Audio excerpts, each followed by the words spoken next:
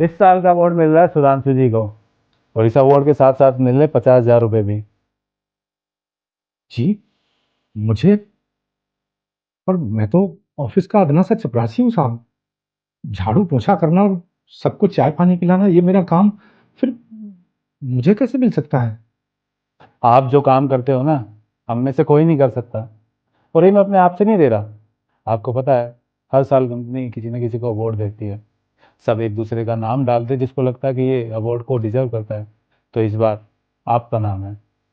जी, मेरा नाम? जी, वो सिर्फ एक दो पर्ची में नहीं, हर एक पर्ची में आपका नाम है।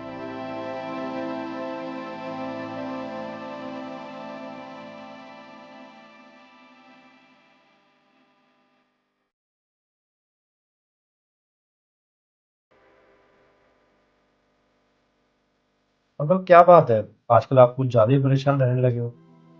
नहीं साहब, कोई बात नहीं। अरे अंकल, अगर कोई बात है तो बता दो। अगर किसी तरह की आपको मदद चाहिए तो आप बताओ। नहीं नहीं साहब, मुझे कोई मदद नहीं चाहिए, धन्यवाद। ठीक है अंकल, मैंने मान लिया आपको कोई मदद नहीं चाहिए। अगर कोई मन में बात है तो वो बता दीजिए, आपका मन हल्का हो जाएगा। वो क्या है साहब कि मेरे बेटे का कॉलेज में एडमिशन होना है। फीस की समस्या है, पास में पैसे नहीं है, और अगर फीस जमा नहीं हुई तो उसका साल खराब हो जाएगा।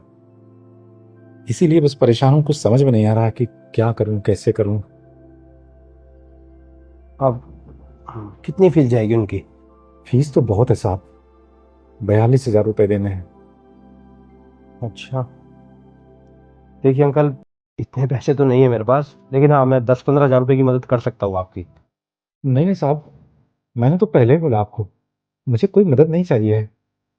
अगर मुझे उधार लेने होते तो मैंने तो साहब से मांग लिए होते, लेकिन मैंने आज तक की 25 साल की नौकरी में कभी भी किसी से भी एक पैसा उधार नहीं लिया।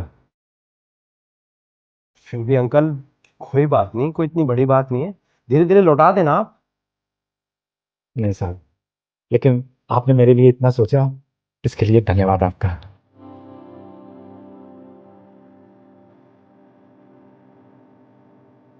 आजकल सुधांशु अंकल बहुत परेशान लग रहे हैं ना। हाँ यार, बात तो तू ठीक कह रही है। मैंने भी नोटिस किया है, पहले तो चाय कॉफी बार बार पूछने आते थे, लेकिन अब कुछ दिनों से तो चुप चुप रह रहे हैं बिल्कुल। मुझे पता है वो क्यों परेशान है। क्यों? उनको बेटे का एडमिशन करवाना है कॉलेज में, और उसकी फीस भरनी है। उनके पास पैसे नहीं है। कितनी फीस जानी उनकी? 42,000 रुपये जाएगी। हाँ, तो हम सब मिलके पैसे कर लेते हैं, 70-10 हजार रुपये मिला देते हैं, उनकी बेटे की फीस के एडमिशन के हो जाएंगे पूरे पैसे। बात तो ठीक है, लेकिन मैंने उन्हें बोला था पैसों के लिए, उन्होंने साफ इनकार कर दिया। खैर, मैं किसी से एक पैसा भी उधार नहीं लूंगा। फिर तो वो ऐसे परेशान ही रहेंगे। ये भी है। गाइस, मेरे पास एक आइडिया है। क्या? अवार्ड ऑफ द ईयर जो अगले हफ्ते मिलने वाला है, उसका प्राइस मनी भी 50,000 रुपीज है। एक काम करते हैं, वो अवार्ड उन्हें दिलवा देते हैं, उनकी प्रॉब्लम भी सोल्व हो जाएगी और उन्हें एहसान भी नहीं लगेगा। हाँ, ये सही रहेगा, इनफैक्ट गुड आइडिया। तो फिर ठीक है, डन करते हैं। अब की बार स्लिप में सुधांशु जी का नाम लिख के डाल देते हैं। डन है। डन। मेहनत और आत्मसम्मान से कैसे जिया जाता है, कोई आपसे सीखे। आपको पैसों की जरूरत थी, आपने किसी से मदद नहीं मांगी, बल्कि जो आपकी मदद करना चाहते थे आपने उनको भी मना कर दिया। लेकिन देखिए ना, अभी सब मिलके आपको ये अवार्ड दिला रहे हैं। और ये अवार्ड सिर्फ एक इनाम नहीं है, ये आपकी इज्जत है जो आपने कमाई है, किसी की दया से नहीं, अपनी मेहनत और अपने जज्बे से।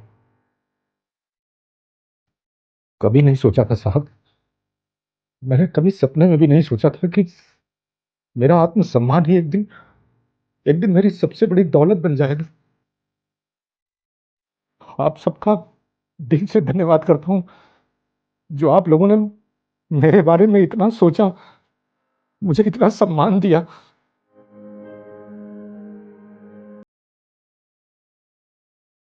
अरे, सुधांशु जी को अवार्ड मिल रहा है, तालियां तो बजाओ।